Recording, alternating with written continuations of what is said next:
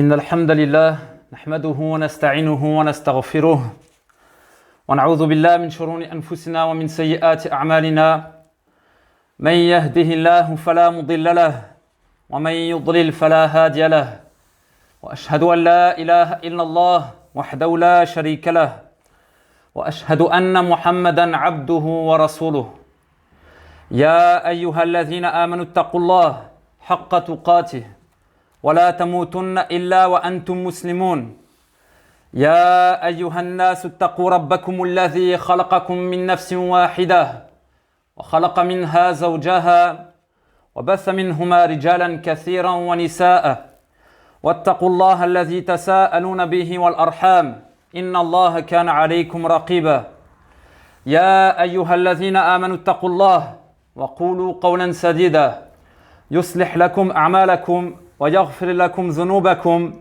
ومن يطع الله ورسوله فقد فاز فوزا عظيما أما بعد فإن خير الحديث كتاب الله وخير الهدي هدي محمد صلى الله عليه وسلم وشر الأمور محدثاتها وكل محدثة بدعة وكل بدعة ضلالة وكل ضلالة في النار. Et nous demandons à Allah de nous préserver éternellement du feu de l'enfer. Les louanges reviennent à Allah et que la paix et la bénédiction d'Allah soient sur son noble serviteur et messager, le prophète Mohammed sallallahu alayhi wa sallam, ainsi que sur sa famille, sur ses compagnons, sur ceux et celles qui l'auront suivi jusqu'au jour dernier. J'atteste qu'il n'y a de Dieu qu'Allah, seul et sans aucun associé, et j'atteste que Mohammed sallallahu alayhi wa sallam est son serviteur et messager. Chers frères de la foi et de l'islam, nous avons appris dernièrement le décès d'un jeune ici à Liège, rahimahullah, un jeune frère de confession musulmane tué par coup de couteau par un autre jeune frère également de confession musulmane. C'était la semaine dernière. Et si nous faisons le bilan au cours de cette dernière année 2020-2021, la liste elle est longue. La liste elle est longue. Si on fait le bilan de toutes les personnes qui nous ont quittés au cours de cette dernière année 2020-2021, la liste elle est longue. Et parmi ces personnes, nombreux sont les jeunes qui nous ont quittés. Nombreux sont les jeunes qui nous ont quittés.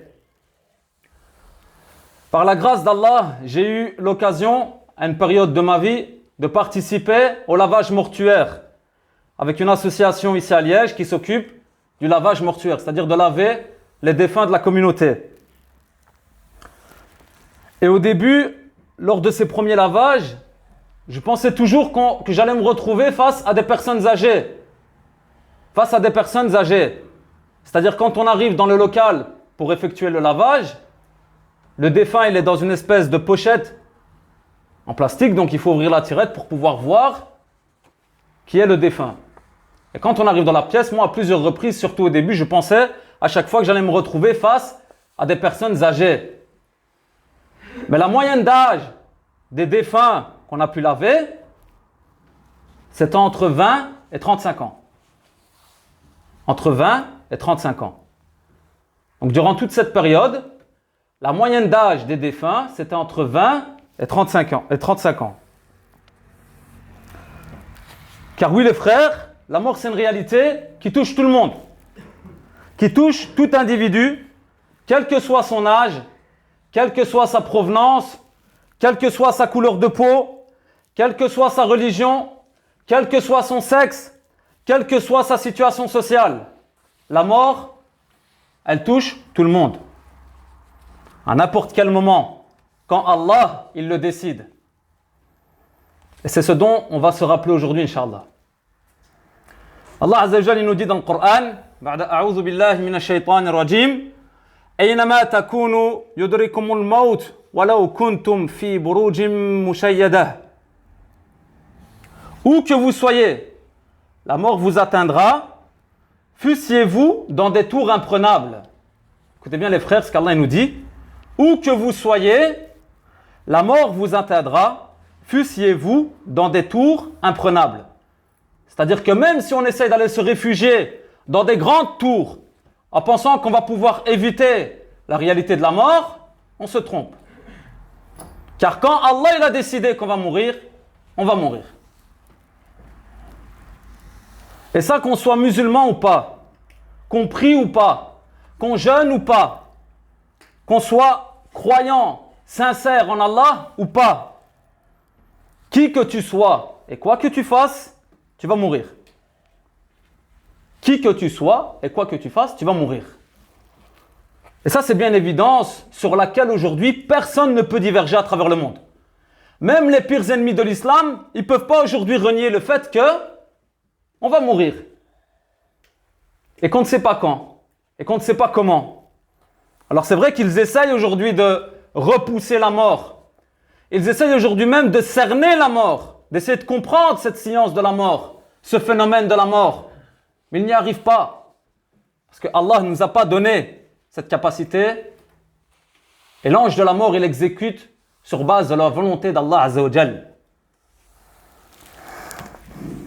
Et ce qu'on constate aujourd'hui, Ikhwa, tristement, c'est que les cœurs, ils ne sont pas suffisamment éveillés par rapport à cette réalité de la mort. Et la preuve, elle en est justement dans toutes ces histoires qu'on entend. La preuve, elle en est dans toutes ces histoires qu'on entend aujourd'hui. Un jeune qui va tuer un autre jeune à coups de couteau, deux musulmans, pour des histoires dans le haram. Où est la crainte de la mort dans toutes ces histoires, subhanallah? Et c'est aussi dans la culture occidentale qu'on a essayé d'avoir peur de parler de la mort. Dans la culture occidentale, on a peur de la mort. Ce n'est pas un sujet dont on a envie de parler. Parle-nous de choses joyeuses. C'est les vacances. Parle-nous de l'été. Parle-nous du soleil. Dans la culture occidentale, on a peur de parler de la mort. Et ça s'imprègne même chez les musulmans aujourd'hui qui vivent en Occident. C'est-à-dire que c'est un sujet un peu tabou. Mais la question que j'aimerais qu'on nous pose aujourd'hui, ce n'est pas uniquement nous rappeler la mort. C'est demander à chacun d'entre nous, que chacun se pose la question. Quelle mort est-ce que je souhaite? Quelle mort est-ce que je souhaite? Donc on est parti du constat simple, où on a dit que chacun d'entre nous, il allait mourir. Quand on ne sait pas. Peut-être dans 10 minutes, peut-être dans 1 heure, peut-être fin de journée, peut-être dans 1 an, peut-être dans 50 ans, on ne sait pas. Mais quelle mort chacun d'entre nous souhaite? De quelle manière est-ce qu'on souhaite mourir? Dans quel état est-ce qu'on souhaite mourir? Et tous ces événements qu'on a vus, toutes ces histoires dramatiques qu'on entend, elles doivent nous réveiller sur cette réalité de la mort. On a vécu une série de décès, des décès qui sont intolérables en islam. Des décès qui sont intolérables en islam. Qu'un jeune gâche sa vie entière, fi dunya wal akhirah, s'il ne se repent pas. Et qu'il tue un autre jeune, deux musulmans, tout ça c'est intolérable en islam. Il faut le dire, subhanallah. C'est délicat, mais il faut le dire. Parce que c'est des réalités qui nous touchent aujourd'hui. Donc il faut le dire, il faut le citer. Alhamdulillah, lorsqu'un ami, un frère, il nous quitte, on a le souci de lui rendre un bel hommage. Ça, on a vu, mashallah, que depuis un petit moment ici à Liège, mashallah, il y a un élan de solidarité chez les jeunes. On a envie de rendre un bel hommage. On a envie de faire une belle célébration. On a envie de faire une belle salat janaza, ramener beaucoup de monde, faire une belle organisation. Qu'Allah Azza wa Jalla, il accepte, mashallah, c'est bien. C'est des belles initiatives, des bonnes intentions. C'est des actes nobles et louables qui vont manifester notre amour pour le défunt. Et qui vont aussi manifester qu'on croit effectivement que lorsqu'une personne meurt, si elle laisse derrière elle certaines actions, ça va continuer à lui ramener des hasanat. Ce qu'on appelle donc le sadaqa jariha. C'est-à-dire les aumônes continues. On voit aujourd'hui quand il y a un décès, parmi les premiers réflexes de l'entourage, on va construire une mosquée, on va construire un puits. Mashallah, ça s'est multiplié, surtout maintenant avec Internet.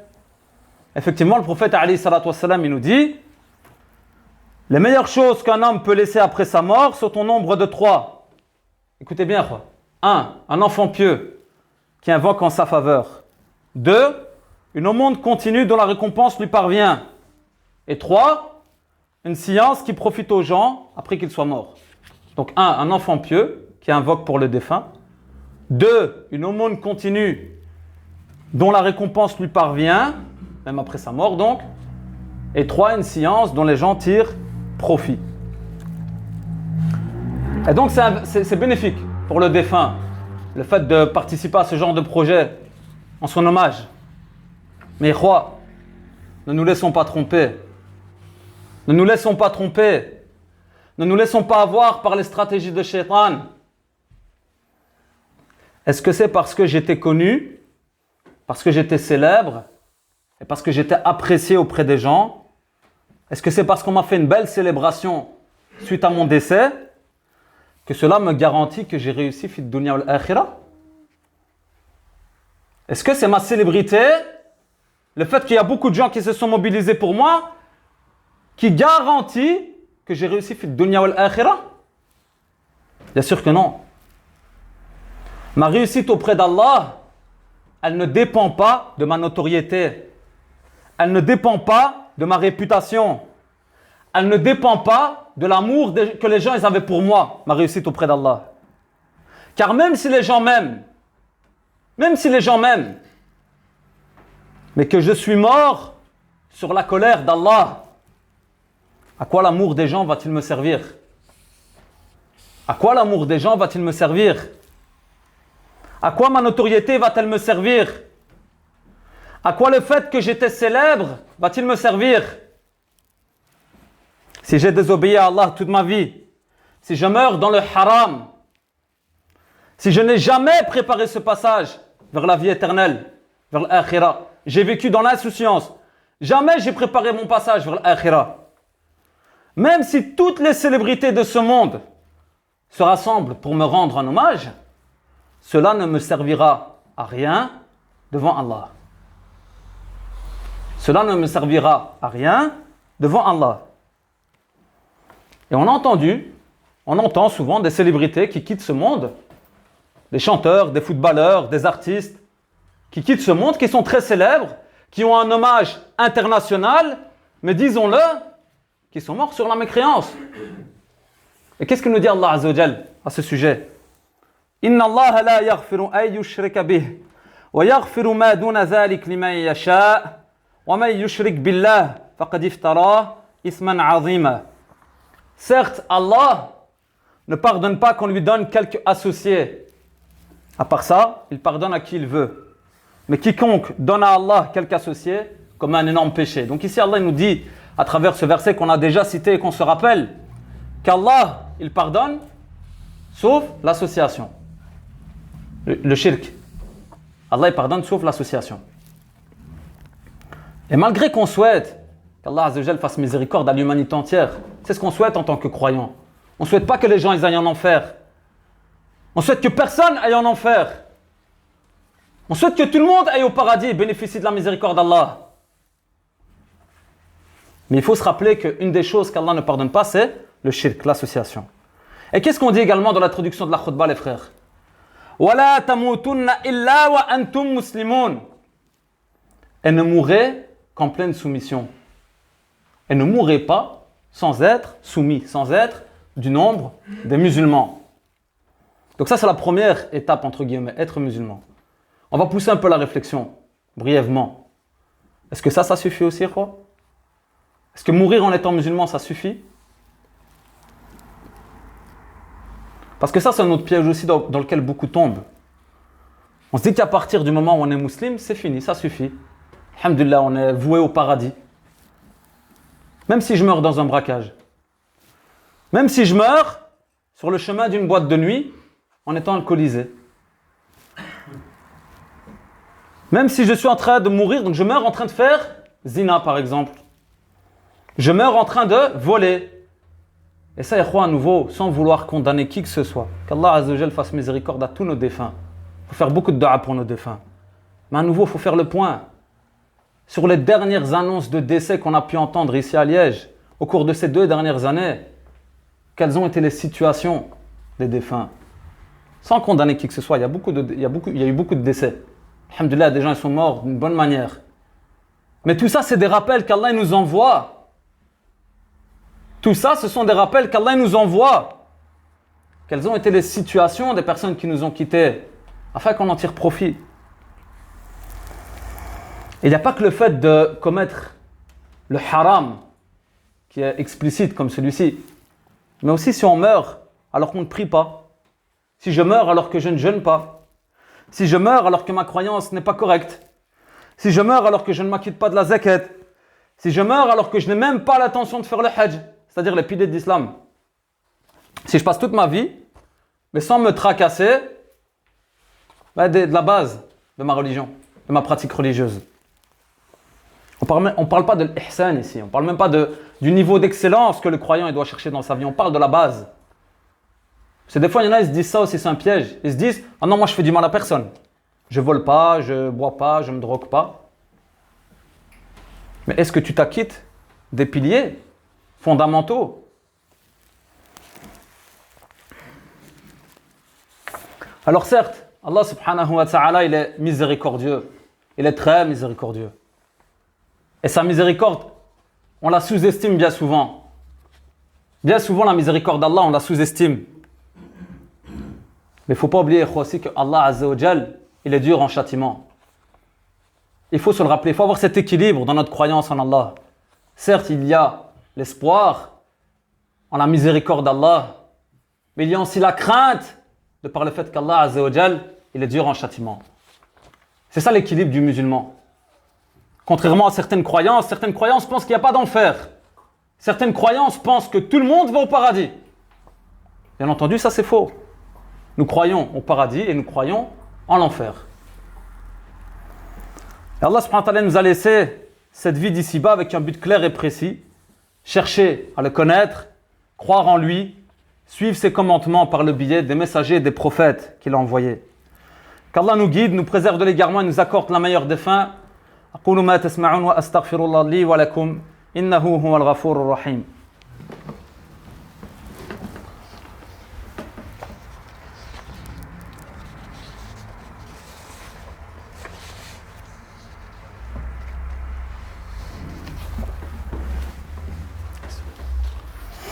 Chers frères de la foi et de l'islam, le messager d'Allah sallallahu alayhi wa sallam a dit: chacun sera ressuscité dans l'état où il était au moment de sa mort.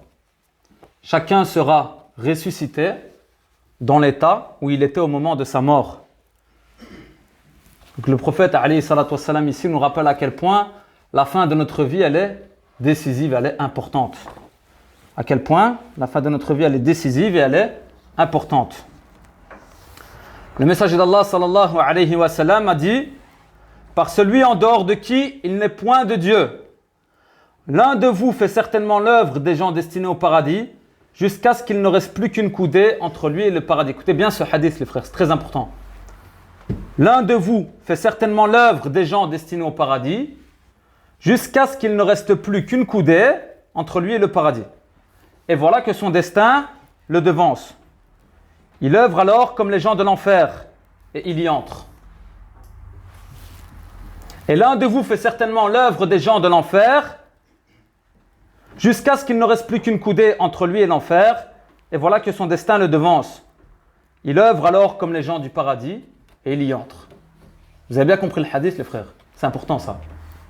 Le prophète sallallahu alayhi wa sallam nous explique qu'il y a des gens qui vont œuvrer toute leur vie. Toute leur vie, ils vont œuvrer jusqu'à être à une coudée du paradis. Et à la fin de leur vie, ils vont faire des actions des gens de l'enfer. Et inversement, il y a des gens qui vont œuvrer toute leur vie jusqu'à être à une coudée de l'enfer, et à la fin de leur vie, ils vont faire des actions qui vont faire d'eux des gens du paradis. Alors pour bien comprendre ce hadith, ça ne remet pas en question la justice d'Allah. C'est-à-dire que Allah il est juste. C'est pas parce que j'ai œuvré toute ma vie dans le bien, je vais faire une action, je vais aller en enfer. Non. La moralité de ce hadith, c'est laquelle? C'est qu'on doit toujours garder un équilibre entre l'humilité. Même si on est, alhamdulillah, des gens de la mosquée, qui prions, qui croyons en Allah, qui essayons d'œuvrer pour la satisfaction d'Allah, je dois toujours rester humble jusqu'à la dernière seconde sur cette terre. Parce que Shaitan, il est astucieux, il est vicieux, et l'être humain, il est faible. Ça veut dire jusqu'à la fin de ma vie, je dois rester dans l'humilité et ne pas me dire que ça y est, moi le paradis c'est acquis. Et l'autre partie, c'est de ne jamais désespérer de la miséricorde d'Allah. Parce que ça aussi, des fois, on trouve... Écoutez une histoire ici que j'ai écoutée récemment, subhanallah, dans un dars. C'est un imam qui explique qu'il partait pour aller sur le chemin de la mosquée. Et il y avait des jeunes qui étaient devant une épicerie, en train de boire l'alcool. Donc lui, il part pour aller à la mosquée. Et il y a des jeunes qui sont en train de boire l'alcool devant une épicerie. Et quand l'imam il passe devant ces jeunes, les ahcham, donc ils ont honte. Il y en a un qui cache sa bière derrière son dos. Il dit Salam alaikum, cheikh. Et puis cet imam, il lui dit n'aie pas honte devant moi et honte devant Allah. Et cet homme, il commence à pleurer. Et là, l'imam en question, il dit j'ai été gêné. Moi qui suis dans les mosquées sans arrêt et dans ce chemin, je n'ai jamais pleuré pour Allah comme cet homme qui boit l'alcool a pleuré.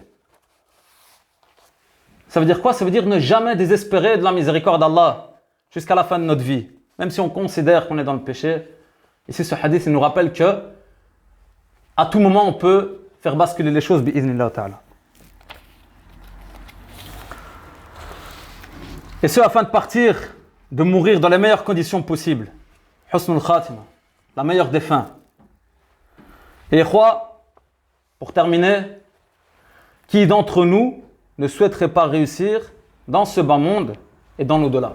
Qui ici parmi nous dans cette mosquée ne souhaiterait pas réussir fit dunya wal akhirah? Qui parmi nous ne souhaiterait pas mourir dans la piété?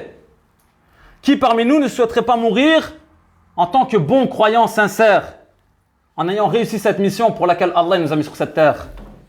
Qui d'entre nous ne souhaiterait pas mourir dans la voie du bien, en pleine prière, en pleine lecture du Coran? On a vu ça des gens comme ça, subhanallah. Il va à la mosquée, il prend le Coran, il commence à lire, boum, il s'écroule, il meurt, subhanallah. L'imam il monte pour faire le khutbah, il s'écroule, il meurt. Un dars, il s'assied, il s'apprête à parler, il s'écroule, il meurt. En prière, il s'écroule, il meurt, subhanallah. Pendant le hajj, il s'écroule, il meurt. Masha'Allah. Qui parmi nous ne souhaiterait pas avoir cette fin, subhanallah? Donc même si cette vie, elle nous trompe, parce qu'on sait tous aujourd'hui que la réussite, elle n'est pas dans l'argent, elle n'est pas dans le matériel, elle n'est pas dans la reconnaissance, elle n'est pas dans les diplômes. Quelle que soit ma popularité, même si j'habite au fin fond d'une montagne, que personne ne me connaît, si j'ai œuvré toute ma vie en vue de plaire à mon Seigneur et que je meurs sur cette posture, Allah Azza wa Jalla va nous accorder la réussite fil akhirah.